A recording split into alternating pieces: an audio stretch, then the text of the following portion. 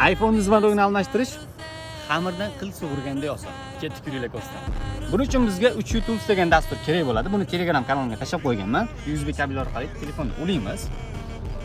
Вот, telefonni ochdi. Endi qaranglar, bu yerda instrument degan joy bor. Instrumentga kiramiz va mana bu yerda sazda ringtone degan joy bor. Bu yerga kiramiz va qaranglar, ikkita joy bor. Xohlasangiz notebookda o'zidan, ya'ni kompyuteringiz o'zidan xohlasangiz telefoningizdagi qo'shiqdan foydalanib ringtone yasasasiz bo'ladi. Muzikalar bo'limiga o'tamizda spesialniy xamir degan qo'shiq bor. O'shani sizlarga hozir tayyorlab ko'rsataman.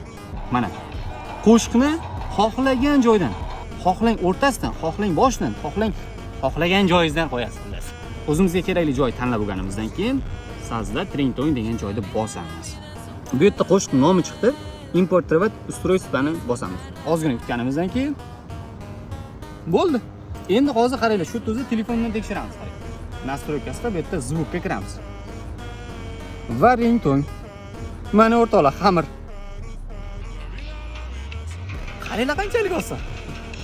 O'rtoqlar, bu dasturni Telegram kanalimga yuklab qo'yganman. Bemalol o'tib foydalansangiz bo'ladi. Buni yana qo'shimcha imkoniyatlari ham bor.